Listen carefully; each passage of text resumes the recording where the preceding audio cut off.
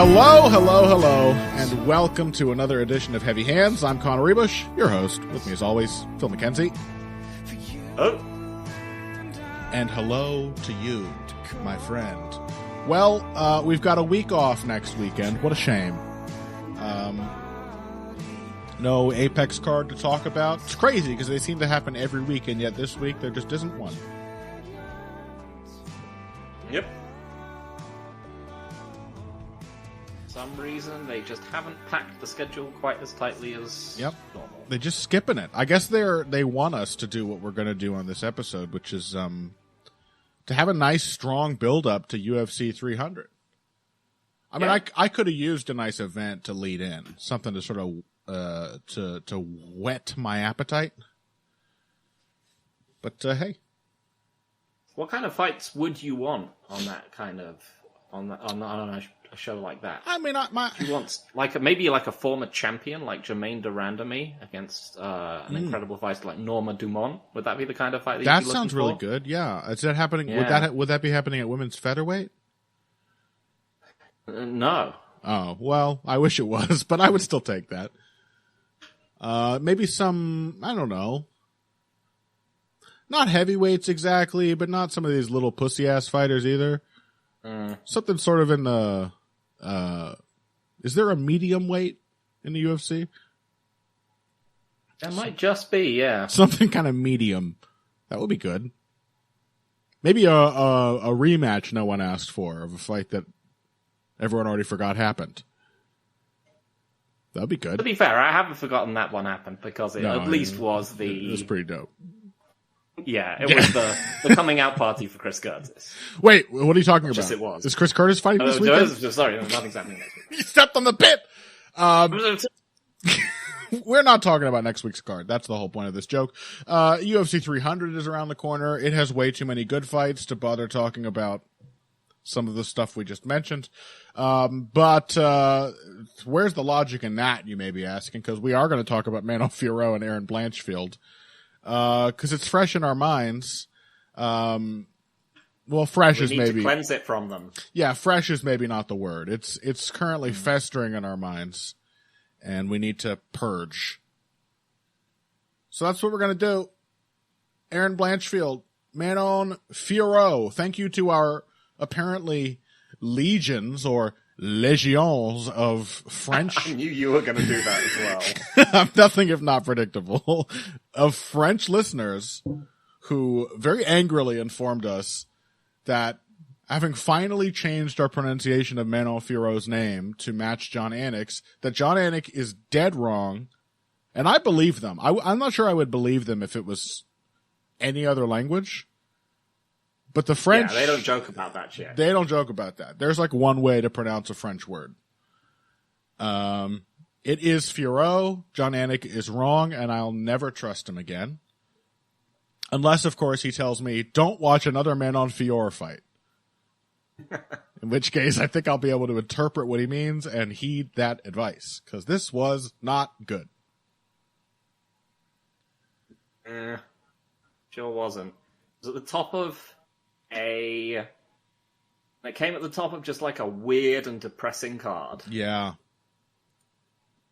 Like, there were things which should have been inspiring, and they weren't. No. There were things that should have been exciting, but weren't.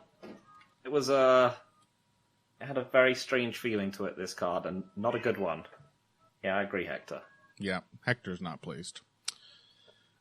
Yeah, I mean, after all our talk of the okayification of the women's flyweight division, boy, did this just feel like any other women's flyweight fight. Mm-hmm. As you said to me before, very much in the genre of same exchange happening over and over and over again. Like, I truly did not think it would be this uninteresting. It didn't. The undercard did not help. You're right. But Aaron Blanchfield literally just could not stop walking into the same goofy right hook over and over again. Yep. Her striking. I mean, is it just because Weidman-Silva moved her feet a lot and so she just couldn't get to her? I mean, it's also because Manon-Fiorot is huge. I mean... Yeah, but so was Taila Santos, and harder hitting, and she still at least managed to crash into her a lot more. Yeah. I mean, yeah, it's obviously both of those things. It's, I don't know what the word is to use here. Moderately competent counterpuncher who can move their feet and is massive. Yeah. But yeah, this was an odd one, because it was one of those fights where, like, I hadn't really internalized how big Manon-Fiorot is. She's huge. And how big she would look compared to Erin Blanchfield. Because, our last fight was against Rosie Muniz, and you're like, okay, fine. She's much bigger than her. But no. She's much bigger than... She was much bigger than Blanchfield as well. She's got to be the biggest fighter in the division. Yeah.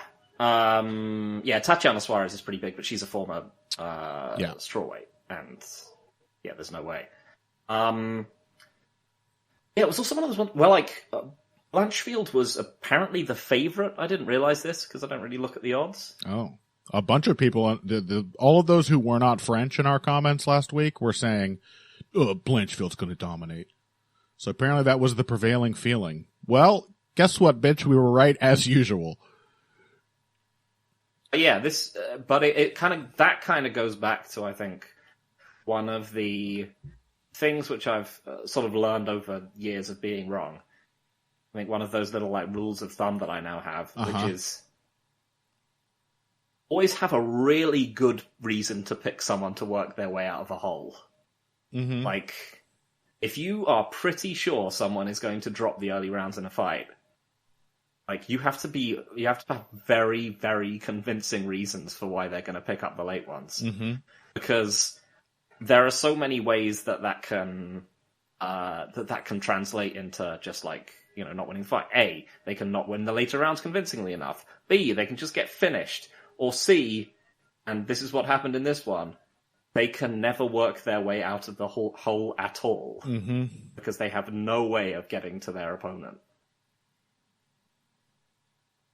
And... yeah, that was just like, it mostly kind of was the dynamics we were talking about, is that, like, Blanchfield is just not a good wrestler and she was going to be stranded at range. Yeah, even then, even given that, I was shocked at her inability to just make anything happen, to create any kind of different exchange that wasn't just like... Yep. Jump in, like, paw at Fiorot's hand, and then get right hooked. I mean, I think we were particularly astute in this one case to really focus on the orthodox southpaw elements of the matchup as seen in Blanchfield's fight with J.J. Aldrich. Mm-hmm. Where a much, much smaller, like Aldrich could be and has been a strawweight, right? Like she's small. Yeah. She was smaller than Blanchfield and still, particularly with her lead hand, was just tuning Blanchfield up. She had no idea how to deal with the southpaw's lead hand. Also another thing which happened in that fight, the only moment of real success for Blanchfield was when Fiorot took her down. Yep. Which I think also happened, maybe Aldrich missed the shot or it got sprawled on, but same idea. Like she put herself in that guillotine. Had she not, she may very well have beaten Blanchfield too. I think she took Blanchfield down and then re-shot on her as she was getting up. And then basically got guillotined or whatever it was. And Fiorot went out there and tried to make a statement, which I respect, I guess, and got stuck into a guillotine and immediately jumped to the wrong side and was in like actual trouble for a minute. And that was the last time in the entire fight she was in trouble. And it was because she chose to out-wrestle Blanchfield, something which she's clearly capable of doing. Yeah, to be honest, she probably could have gone back to that. Yeah, but it wasn't as safe as what she was doing because, I don't really fault her for her approach to the fight because, like, no, she was just winning the entire time. Blanchfield had no idea how to close the distance. She kept trying all of these. This is such a classic bad striker move. your coach is like calling for angles. And so you like do side steps when you're really far away, as if that is going to yield like a tricky way for you to enter the distance. And you can't do big moves. There's no bigger move than a footwork move, because literally your whole body has to move at long range, and then hope that will somehow lead to a surprise. Because I can see you. You're out there in front of me. I can see your whole body. You're 6 feet away. This is the shit that, like, Uriah Faber used to do. It worked much better for him because he's an insane athlete. But even so, when you put Uriah Faber, like, in his fight with a good striker like Jimmy Rivera, he just got crushed every time he stepped in because he was doing all this goofy bullshit at long range, like sidestepping, switching stance. Am I coming this way? Am I coming that way? Raising his knee for the kick that will come. But you're so far away, these tricks don't work. You have no initiative. Like, I don't have to respect any of this. I can just, like, calmly adjust the moment you actually start to come forward, and I will be in good position. That's something Blanchfield did throughout the fight. Trying to be like tricky with footwork in such a way that simply doesn't work against anyone who has any idea of how to fight and who wants to maintain the distance, which Fiorot certainly did. She also, we were also correct to point out that her wrestling is quite bad, because that is, I feel like that is now an understatement even. Yeah, I mean, I don't even think she might have gone for one leg attack. Like one level change in the entire fight, just because she couldn't get to a range from which she felt that was an idea. And then the few clinch tie-ups, she just has nothing.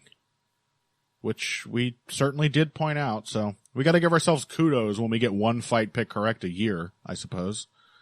Mm-hmm. We nailed this one, except that we were interested. That part we were dead wrong about, because it turned out the things we were correct about yielded a dreadfully one-note fight. Yeah, because that's the other thing which I guess we can talk about, is that it would have been cool if this had been like a clinical shutdown. Yeah. Like just a skilled outside striker. Yeah.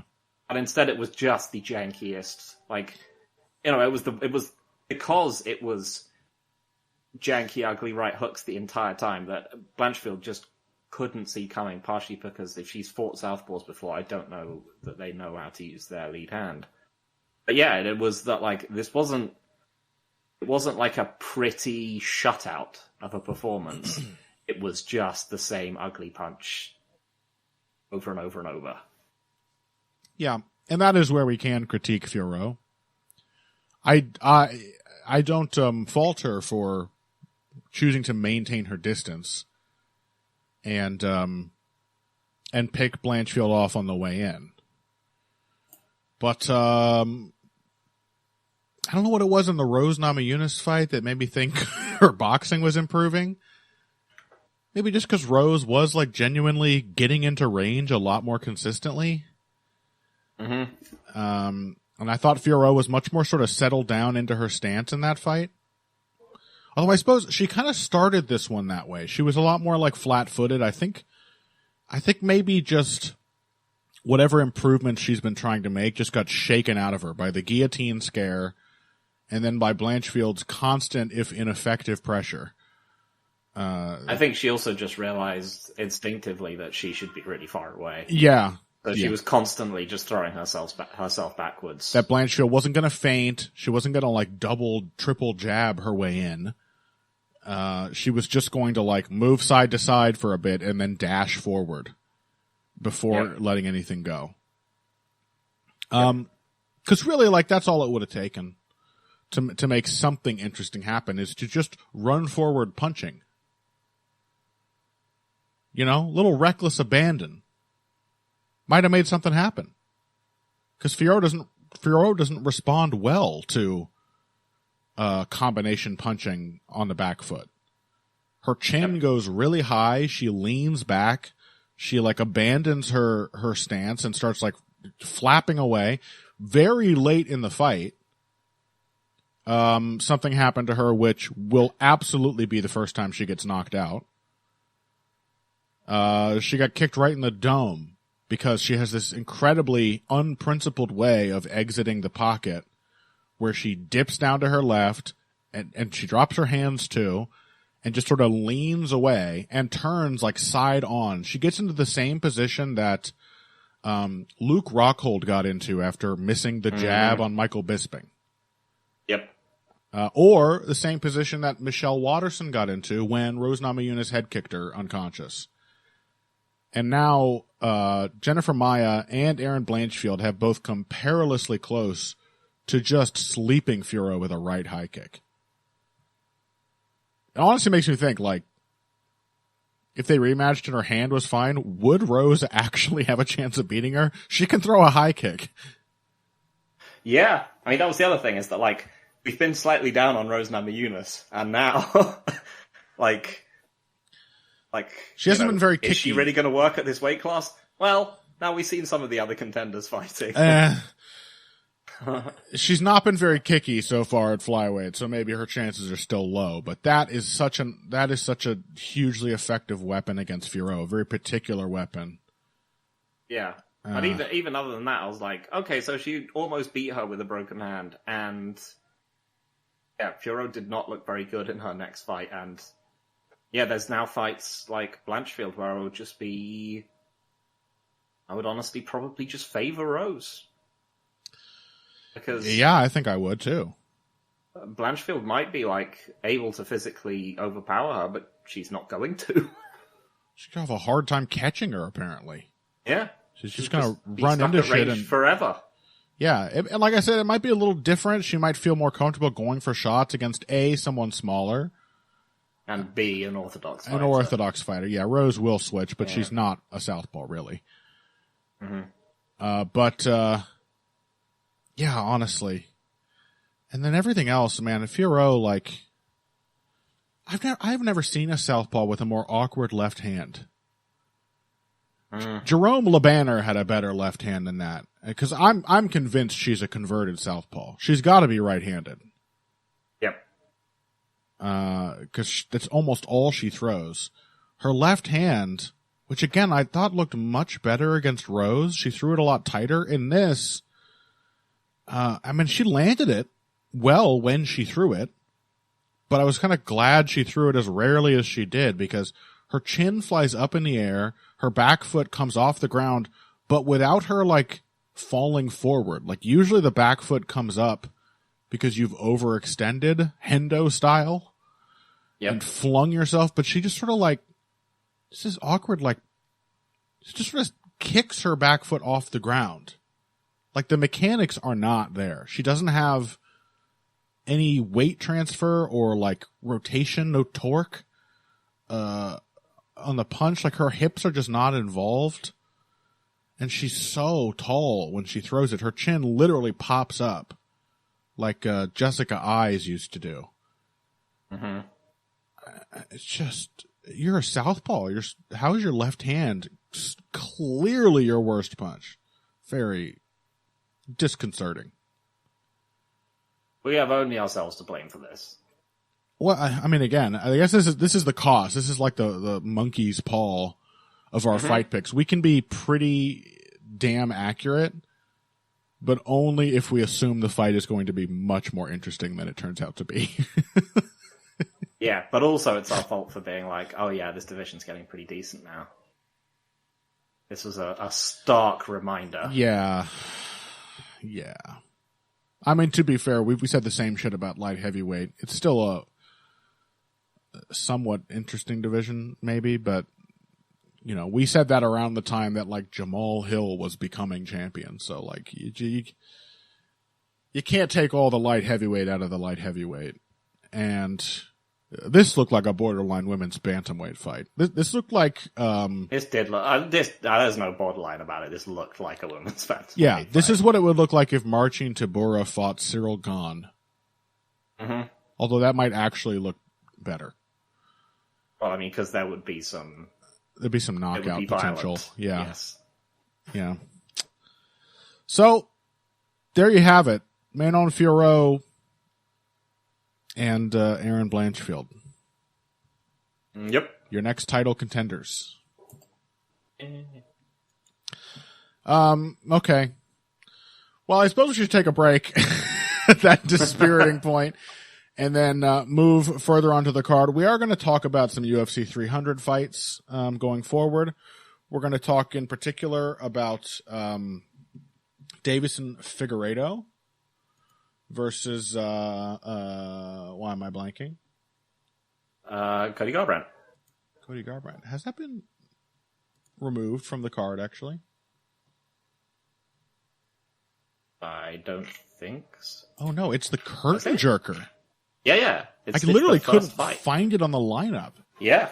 Well, that's why we're choosing to talk about UFC 300 instead of the Apex event that isn't happening next weekend, folks. Yeah, we're going to talk about Figgy versus Cody Garbrandt.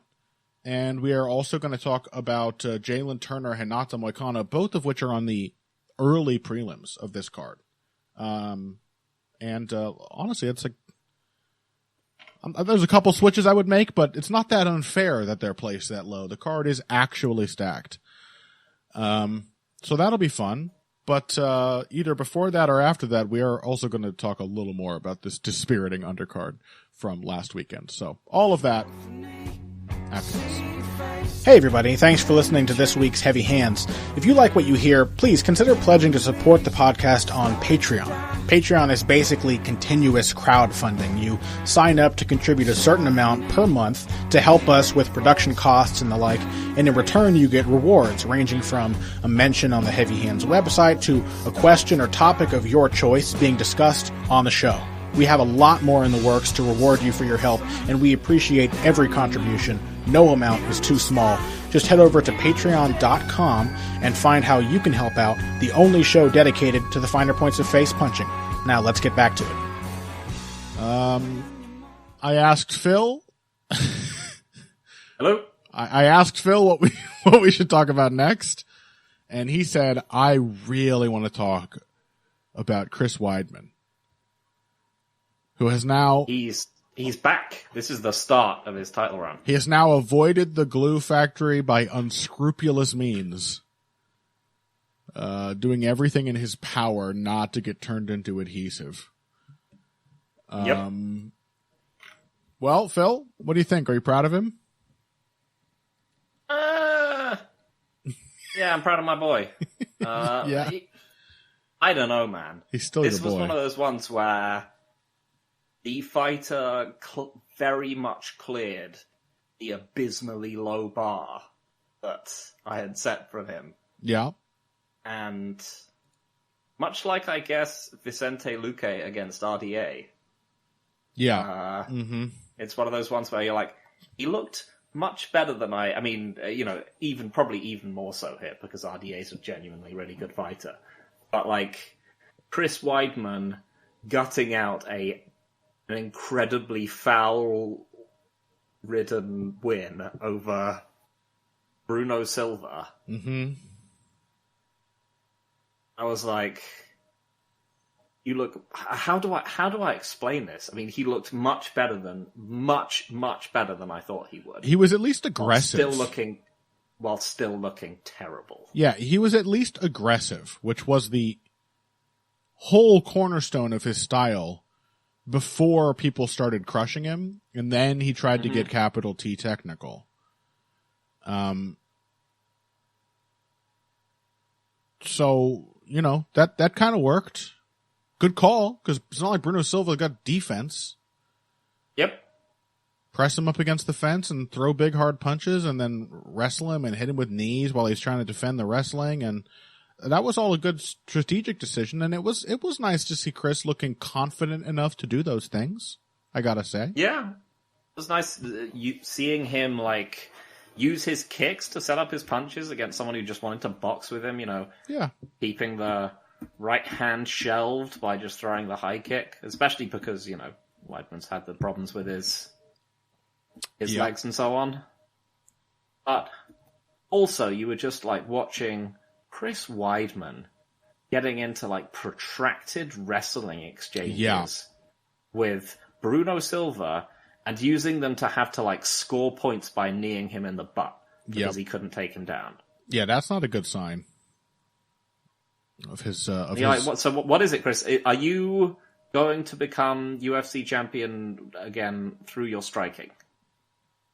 Because that is, and your eye poking, because those are the two things which won you this fight. Technically striking. Yep. Even before the eye pokes, when he first got Bruno Silva into that all fours position, that referee's position kinda, he just immediately hammer fisted him in the back of the head like 4 times. Yep. He was just ready to foul from the jump, which I suppose at least speaks to his determination to win at all costs. But, I mean, this was a more, first of all, it's not, Bruno Silva is in fact the low bar that Chris Weidman can pass. We know that now. This is not going to work against good middleweights. Sorry. Like, the striking where if the guy has even a semblance of an ability to throw a counterpunch, you're liable to get hurt. And then, like Luque, right? If you get hit hard and hurt, you're going to become very timid again, like you were against Brad Tavares. That I'm still sure of. Mm-hmm. And then the wrestling, which didn't work against Bruno Silva, where you just got stuck in like a rear waist cinch and couldn't upset him enough. All of that aside, this was an even more egregious eye poke TKO than that Anthony Rumble one. Remember that? The Rumble Johnson one? Which one was that? That was... I have to look it up to remember the name. It was one of his losses when he was still a welterweight or middleweight. I want to say it was Mike... No, that was a win.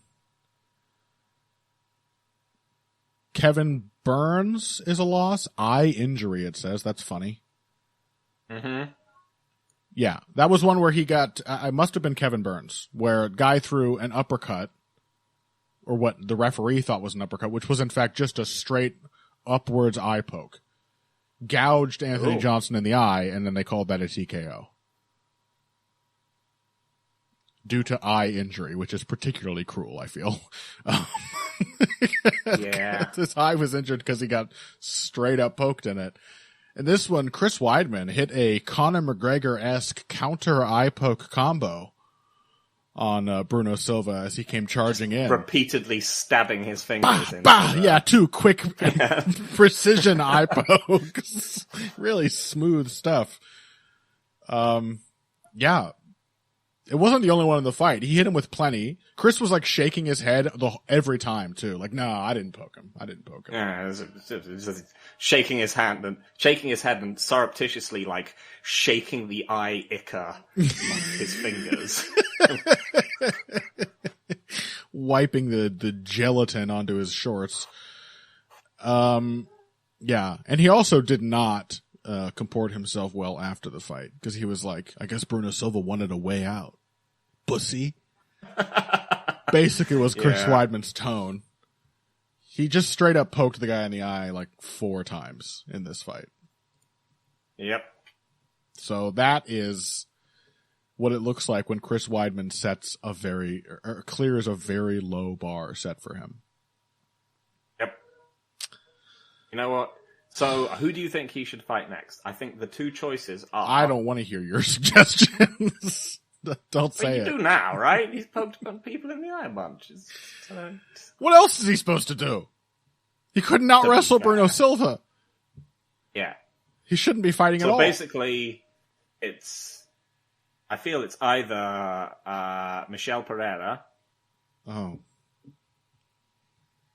Yeah, that's the kind of reaction I was looking for. Or Gregory Rodriguez. Huh? Oh my God. Gregory Rodriguez? He fought Brad Tavares. Yeah. Great. Brad Tavares gave him a good fight. I mean, Gregory Rodriguez would obliterate Chris Weidman. right? Like, Yeah. he would absolutely. This is a guy who not only hits hard but knows how to throw the God, punches. sorry, I'm just seeing the eye poke in slow motion. God, it's left, right. That's not nice. Yeah, yeah, just like it's the left hand like goes deep in the eye socket, and then the right is like the clawing tiger style Jake Shields follow up, where he just swipes across the other eye with this. Like, Jesus, Chris. Yep. I hadn't seen it in slow-mo until now. Yeah, and he's like, no, that wasn't an eye poke. No way, I wouldn't do that. No. I'm the All-American. I wouldn't do that. Yep. So that's Chris Weidman winning his way out of the glue factory and back into title contention. You know what? Do Gregory Rodriguez. That sounds great. He'll definitely be able to out-wrestle him. But aside from that, this striking game, Gregory Rodriguez has eyes, doesn't he? Mm-hmm. He's fucked. Yep. Sorry, pal. Tiger style is going to be the new dominant striking form in the UFC. I mean, this has to be overturned, right? Are they not going to overturn this? It's not a TKO. I think they've overturned it to a. Have they? To a decision, a technical decision, yeah. So they called that the 4 eye pokes that was warranting a accidental foul call? Yep. You gotta get Chris a win somehow. Oh my god. That's shameless. This is Well, I mean, they're like, so they were like, the fight has been stopped due to this, and Chris Weidman, I guess, won the first 2 rounds. I suppose he did. They were also quite eye-pokey. Yeah. And full of other fouls besides. Yeah. Jesus Christ. That's just how afraid they are to actually disqualify a fighter. You have to literally bite a piece out of your opponent to get DQ'd. You have to do something so egregiously like animalistic. Wow. Okay, well, speaking of old men, Vicente Luque.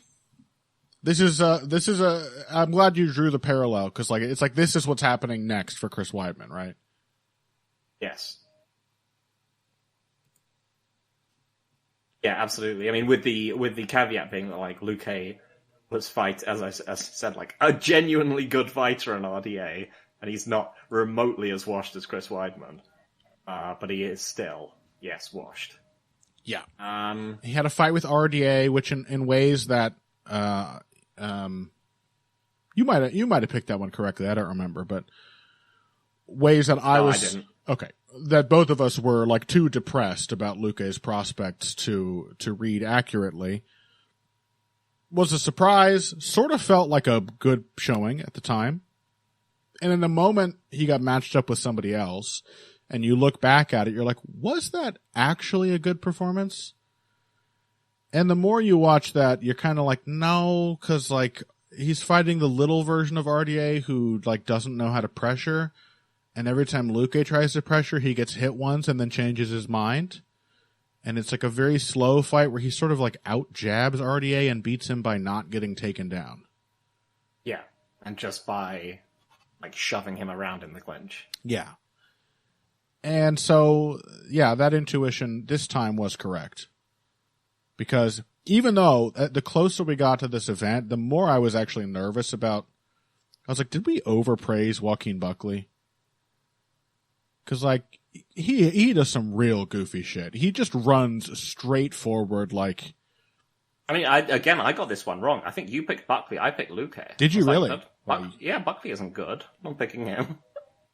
Well, I was getting nervous about that, because he's not. And in many ways, he is a really clunky, obvious striker.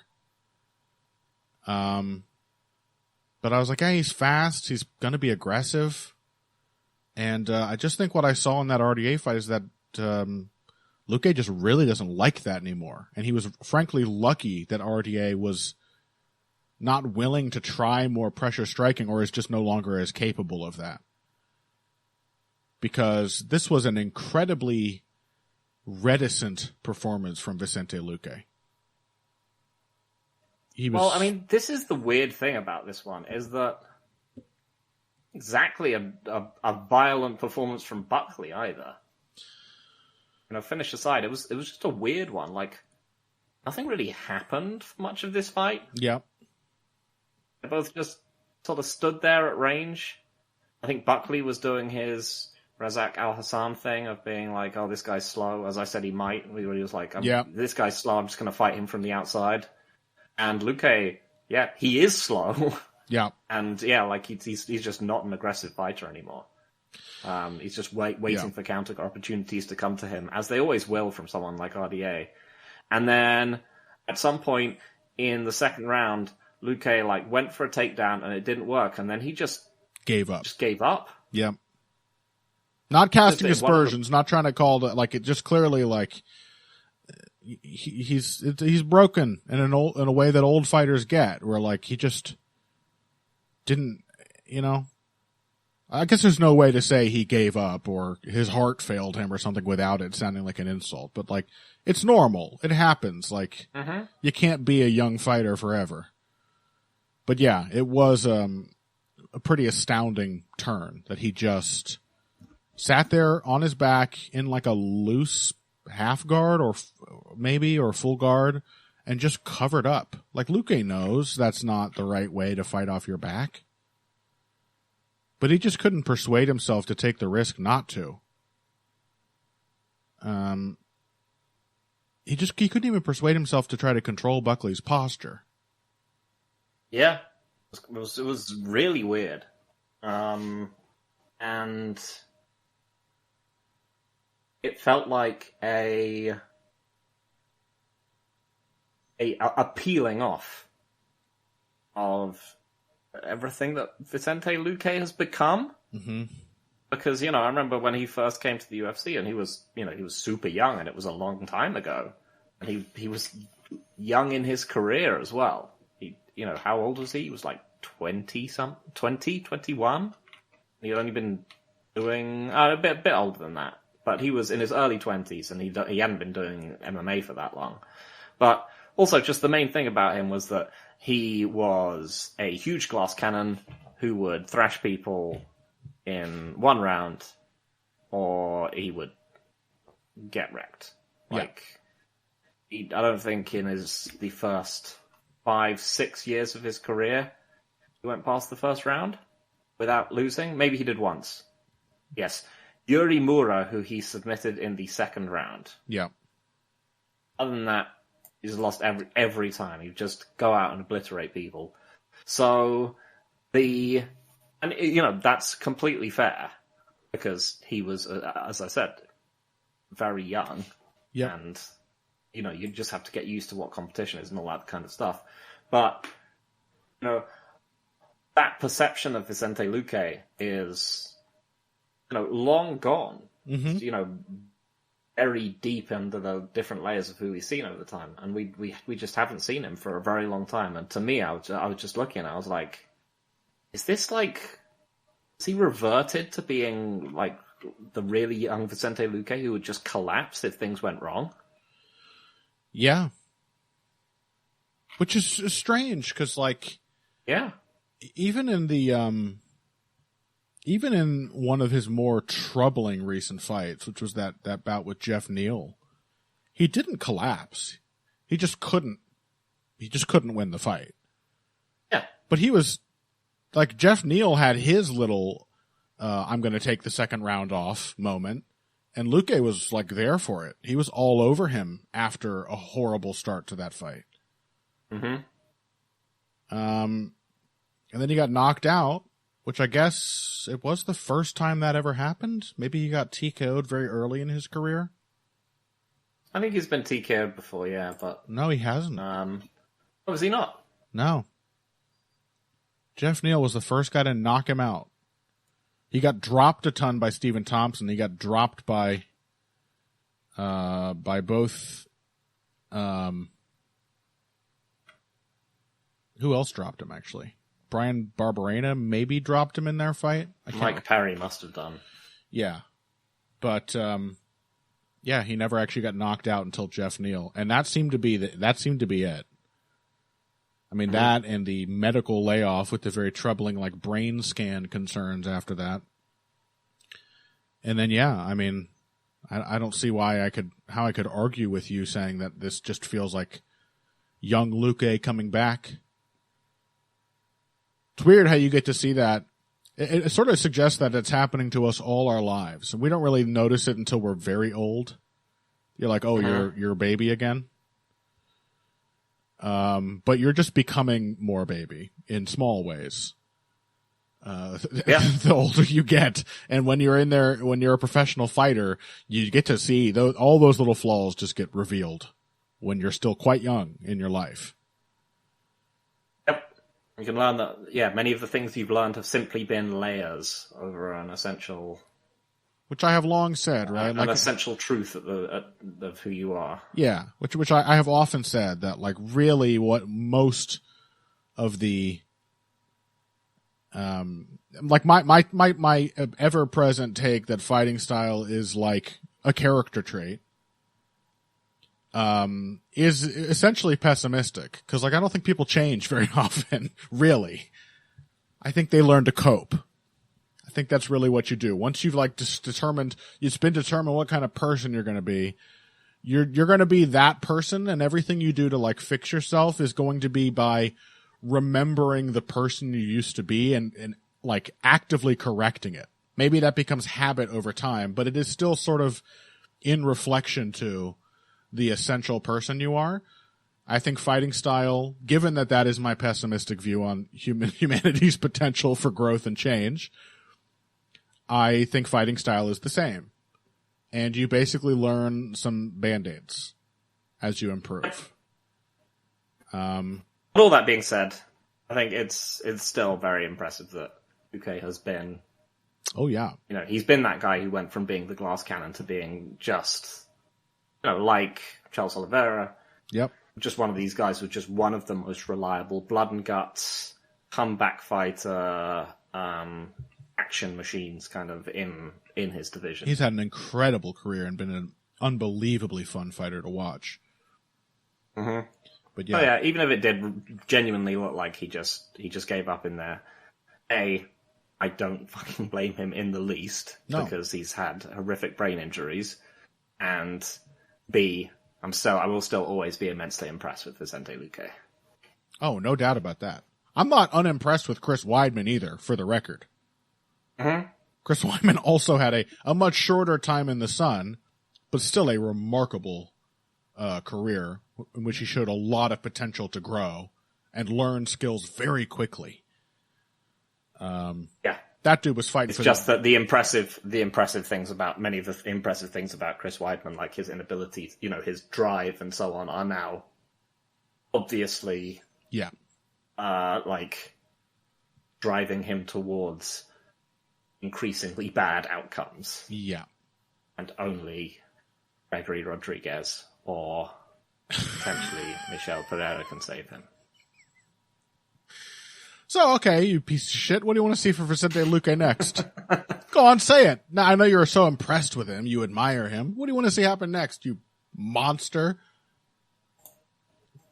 I can't realistically ask for whatever the biggest punch freak in the welterweight division is to fight poor Vicente Luque. I'm Phil. Oh, I think he should fight Michael Venom Page. I feel he should be humiliated and have a Pokeball thrown at him. That's you. No, the point of Blue Factory fights, they have to be like, lacking in skill. Well, Buckley did it. I mean, Buckley's not that skilled, really, but yeah. No, it's definitely going to be a contender for the Handies in the Glue Factory Awards. That one. Yeah. Yep. He's got horsepower. Not very good, hyper athletic person. It's one of the two really key factors for a Glue Factory fight. Yep. All right. Well, one other thing I will mention from this main card is Kyle Nelson. He did it. Like, first of all, I did not have a problem with this stoppage. I saw many people did.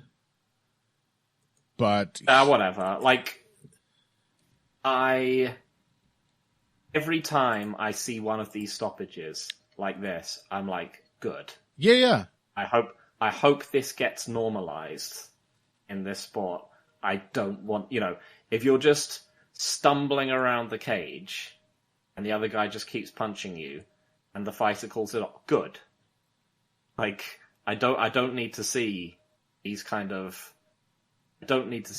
stoppages. Like, I don't need to see these kind of fights go long.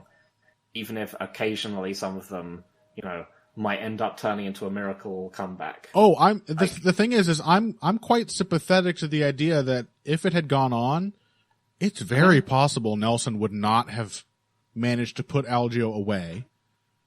And that being Kyle Nelson, and given the fact that this was sort of a more classic Kyle Nelson performance, I still say, I'll get into this. Given the fact that this was like the kind of fight where he used to go after people really hard and then he would gas, seems distinctly possible Bill Algeo could have come back to beat him.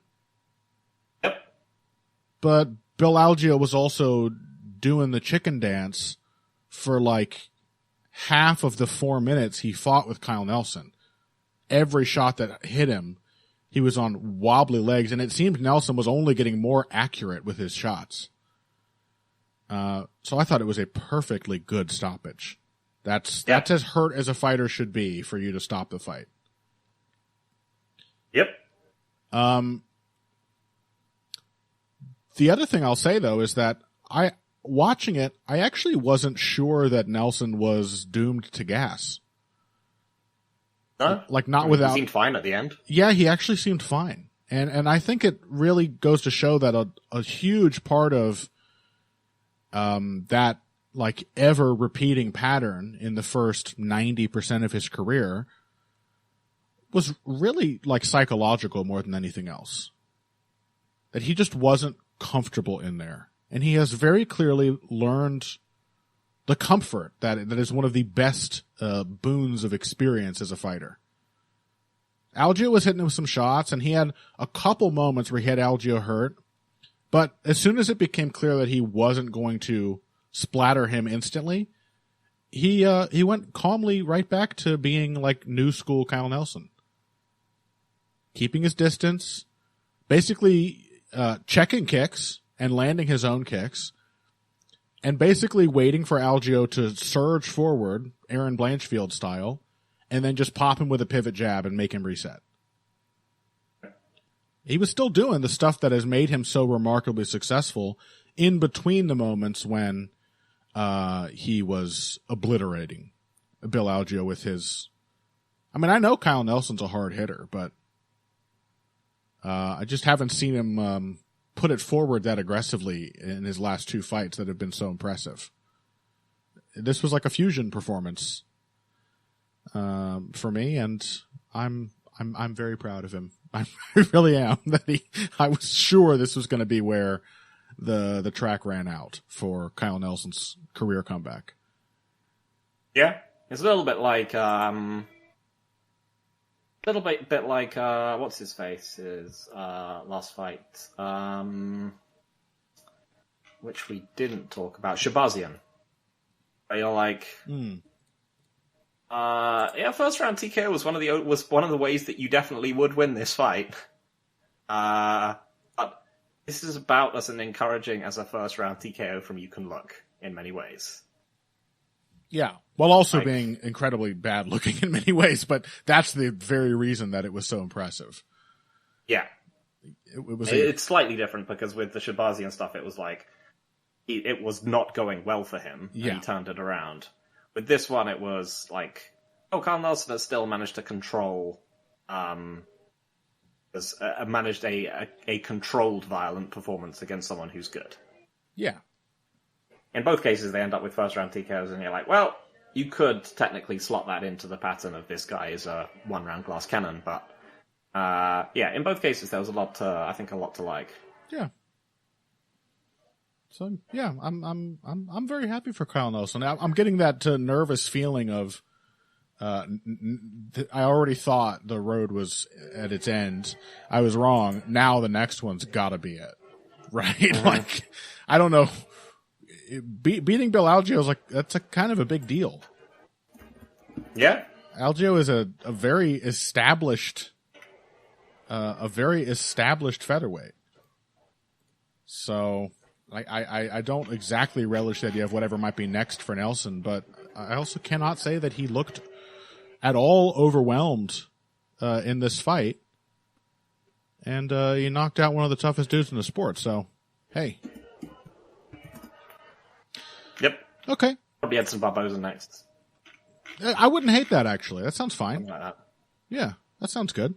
Mm-hmm. Okay. Well, let's call it there then and take a break. When we come back, finally, some UFC 300 prelims. Davison Figueiredo versus Cody Garbrandt and Jalen Turner versus Renato Moicano after this. Financial support is fantastic, but there are other, even easier ways to support Heavy Hands. Perhaps the best is by spreading the word. We know our fan base. You're all cool, popular people with serious social media presences. You're tastemakers and trendsetters. Okay, there are one or two of you that don't fit that description. You know who you are, but no matter what, you can always help us out by telling folks about the show. And you can also give us a positive rating and review on iTunes and Stitcher, things like that. We rely on word of mouth and positive feedback to grow and improve, so thank you very much for your time and your help. Now, back to the show.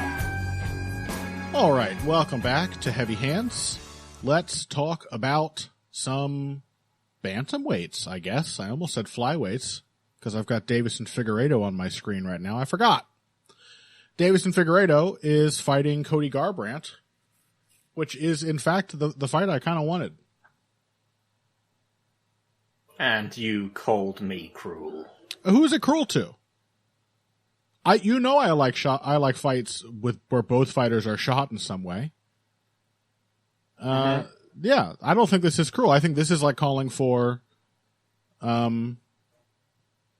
this is like along the Kyle Nelson, Edson Barboza lines. Like one guy's old, the other guy's, maybe reaching the end of his potential as a now experienced, savvy veteran. That sounds like a fair matchup. I think Figueiredo-Garbrandt sounds fair. Do you think it's impossible that Cody Garbrandt could drop Davison Figueiredo? Or alternatively, it's not impossible. Or do you alternatively, think it's even remotely likely that he beats Davison Figueiredo? I mean, I don't know. He's still. How is Cody Garbrandt going to beat Davison Figueiredo? Well, the thing is I think there's a very strong potential for this fight to be very stinky. Yeah, that was going to be my main talking point about this one as well. That's the way in which anybody could win. And the thing is that Davison Figueiredo is still hittable. Is the way he moves defensively makes him easier to hurt when he's more hittable. And Cody Garbrandt is still very fast and powerful, as we saw in his last fight. So I don't really think this is necessarily a really lopsided piece of matchmaking. But anyway, you were going to talk about the bad smell. I mean, I think it's fine on the merits of it. I think it's impossible to really find a way in which you're like, I think Cody Garbrandt will win this fight, rather than you have to find real edge cases for Davison Figueiredo will have to fight the most passive fight of his career, or they will have to he will have to get dropped 2 out of 3 rounds. Yeah. And you have to come up with scenarios which are things which have never happened. Yeah.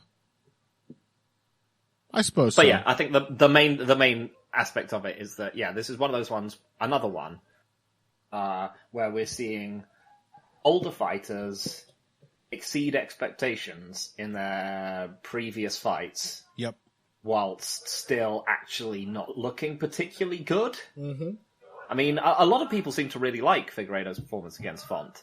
I was going to say the same thing you're about to say. I did not really. No. I didn't think he looked good at all, really. I thought he made some savvy, sort of broad decisions in that he decided to just basically force Font. I mean, really, I think it's if Rob Font was a little bit more flexible, a little smarter in his approach, it looked like a fight he could very much win. Because... Or if Rob Font had simply never thrown his right hand. Exactly. Well, that's what I mean. If he had just been content to just land his jab and keep Davison on the back foot and just double jab him up, he might have won it. Because I didn't think Figueiredo looked technically good at all. It's just that he smartly realized that Rob Font was going to get suckered into chasing him, and that would be his best chance to hurt him coming forward, which he did enough times to win. So yeah, savvy in a minimalist kind of way from Figueiredo, but also a very passive, overly patient fight in which he put himself in a position where against a better pressure striker, he would be relying on defense, which is very clearly, as shown in this fight, not good. Because he got put back on his heels and hit from weird angles and forced to stumble around and like give his back and all kinds of things many times in this fight. So. Yeah. But that being said, we've also seen Cody Garbrandt just not really looking like a physical force lately.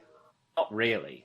Despite the fact that, he knocked out his last opponent. He certainly didn't knock out Trevin Jones.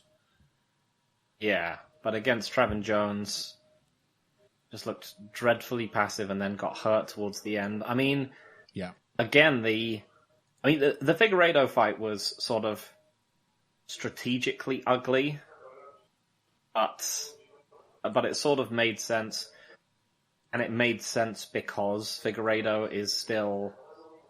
has reclaimed that, being able to go up to bantamweight means that Figueiredo has reclaimed enough of his physicality, enough of his durability for that to actually work. Yeah. And he still hits incredibly hard and all that other kind of stuff. But, Brandt feels like he's just skating on the edge physically. Yeah. Like, that fight against, who was it again? It was, Kelleher. The Garbrandt one? Yes. Yeah. He was getting his legs chewed up and seemed to enjoy being hit.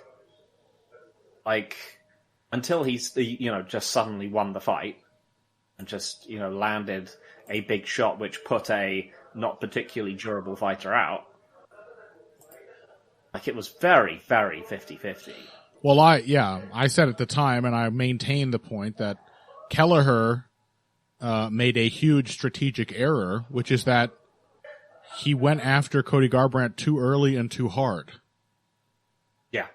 That he basically, rather than just being like Trevin Jones, like boring Cody to death, and then hitting him when he's like, oh shit, what if I lose? I did all this, I was so reserved and patient, and now I'm going to lose, and then he panicked.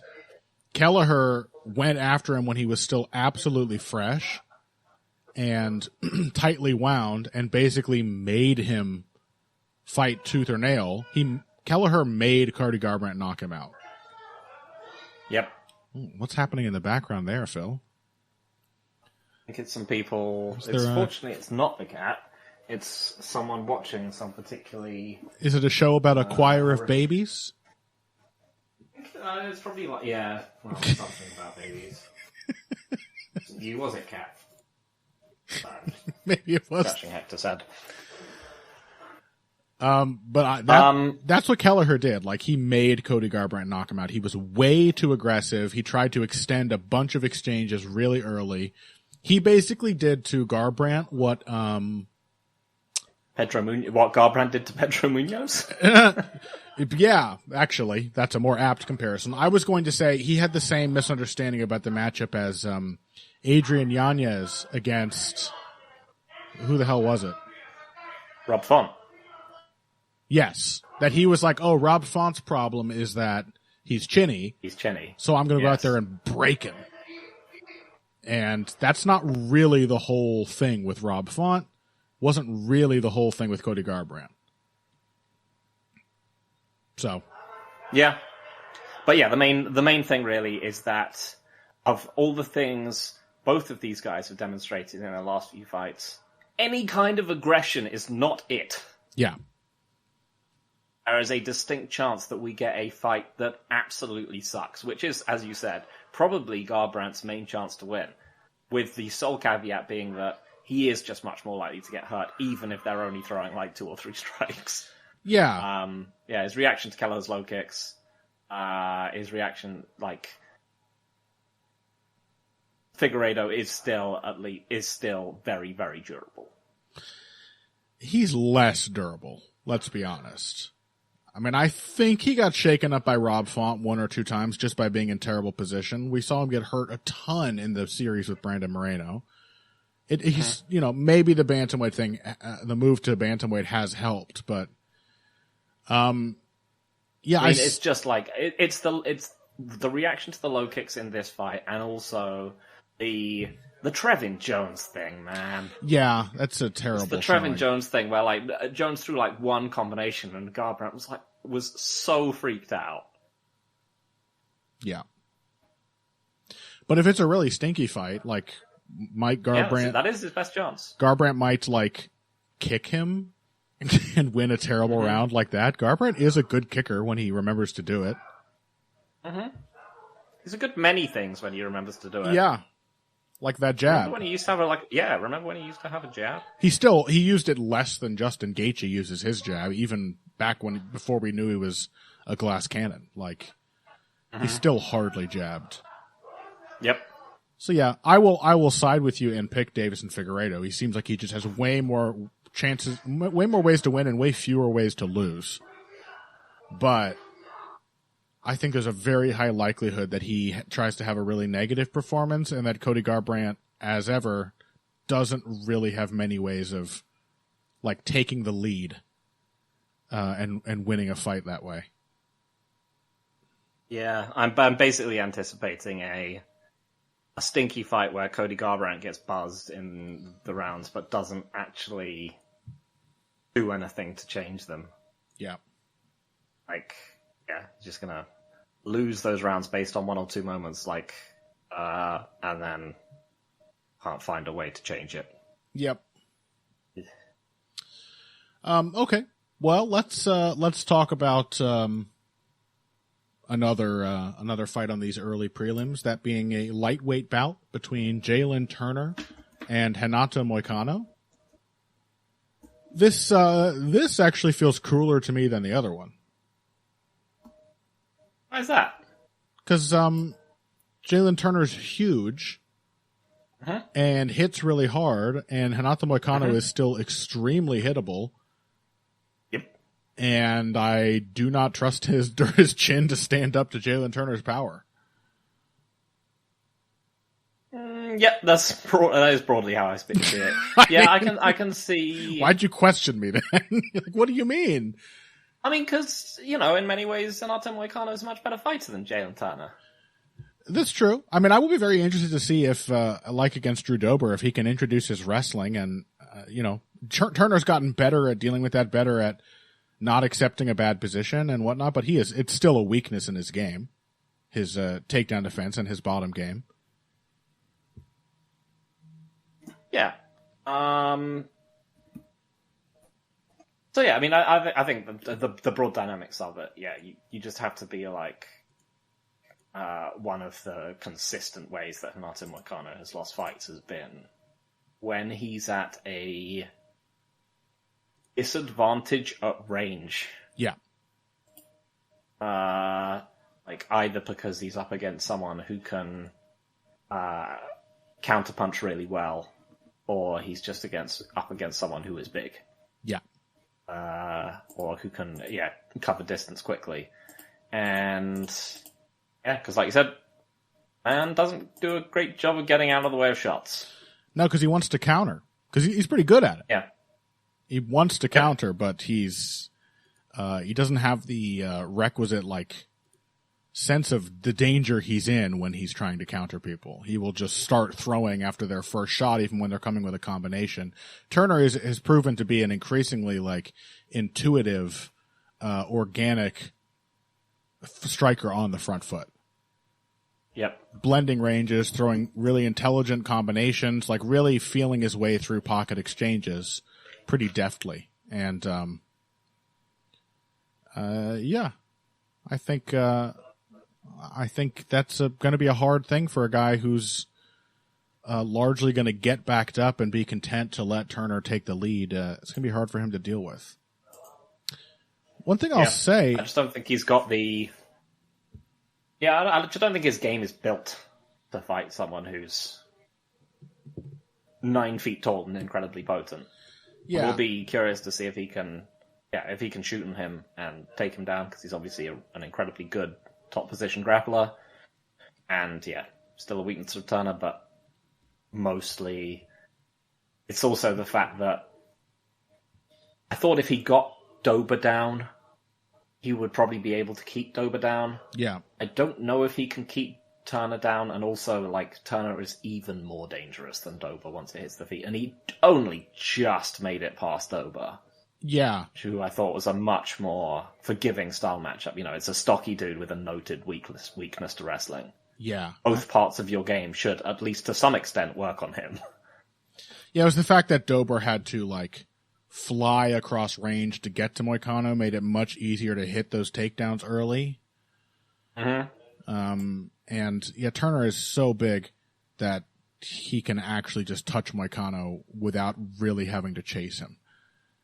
And that seems like it'll just be much harder to get those really nice setups. Because, again, the timing that makes Moicano a good counterpuncher, it's there in his wrestling as well. He has a really good reactive shot. Yeah.